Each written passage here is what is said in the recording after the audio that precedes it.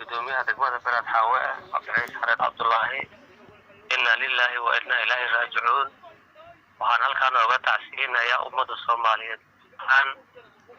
gaar ahaan waxaan halkaan uga tacsiinayaa shacabweynaha reer beled xaawo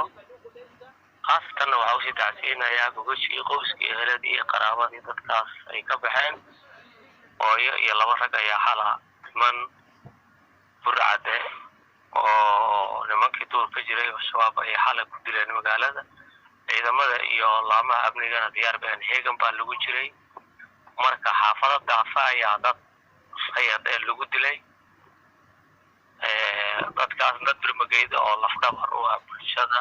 deegaanka ayay ahaayeen markiina goobtu ay ka baxsadeen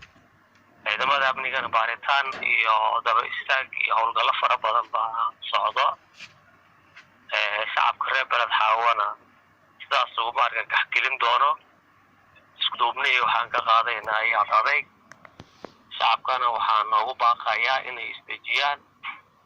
waxa dhacay way dhaceen qofkiisa dhaafay ma jiro dadkaas waa in loo duceeyo walaalaheen gacan ka xaqdaran baa dishay nimankaas direen waa niman cadow oo ummadda Soomaaliyeed oo dhan cadow ku ah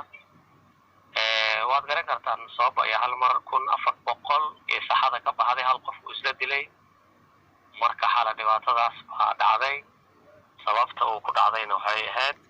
waadee qof Soomaali caalamka dhan bay ka dhacday ciidamada shaqarinayo lama amniga shaqarinayo oo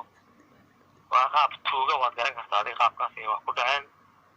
marka alxamdulillah ciidamada way ka howlgaleen iyaga qayb barnaamijku tirsanaa sidaas ka baxsan bay rabeen laakiin alxamdulillah ilaahay kuma guuleynin inta qadartooda ka sheegna maasaas bay ugu dhimatay xaalka degmada sidaas way guud ahaan ma sanid gudoomiye ma sanid